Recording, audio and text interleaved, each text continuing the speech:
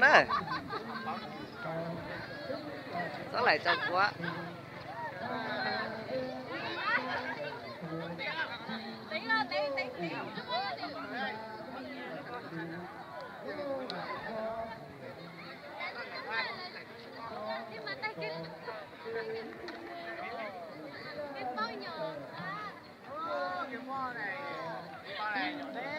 Giờ nó lại sát tính con này hả?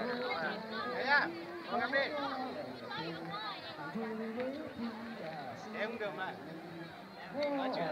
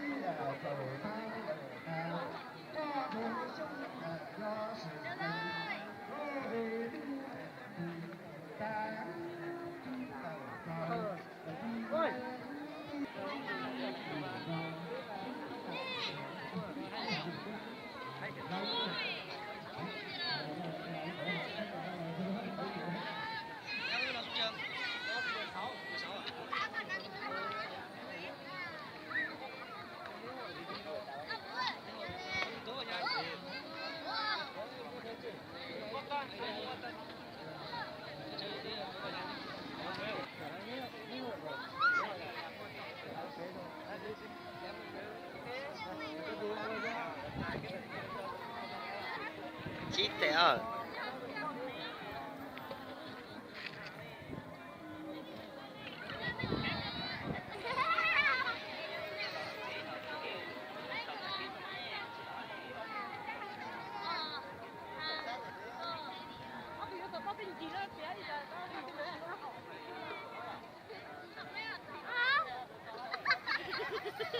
Vui nè, vui một gần đây lắm. Vui muốn tao xe hả? Ta bên chân nha.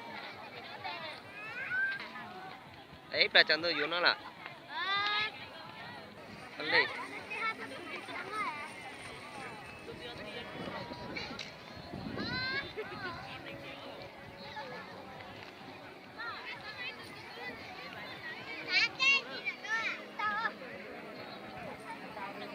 Sư phụ. Thật đưa nè, lên ra nè. Lên này. Thế nhá. Tụi em nhá, biểu nhá chán. Lúc chạp bên đúng không? Quán ơi. Bây giờ vì lệnh tu.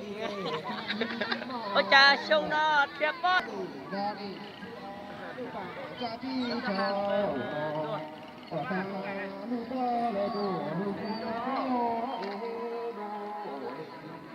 Tu là nhà cho tôi hãy tu đi để tu lo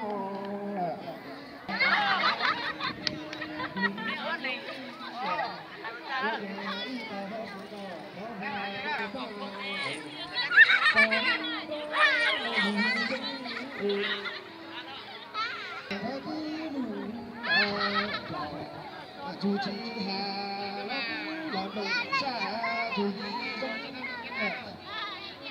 có chàng thế chứ chú chị ta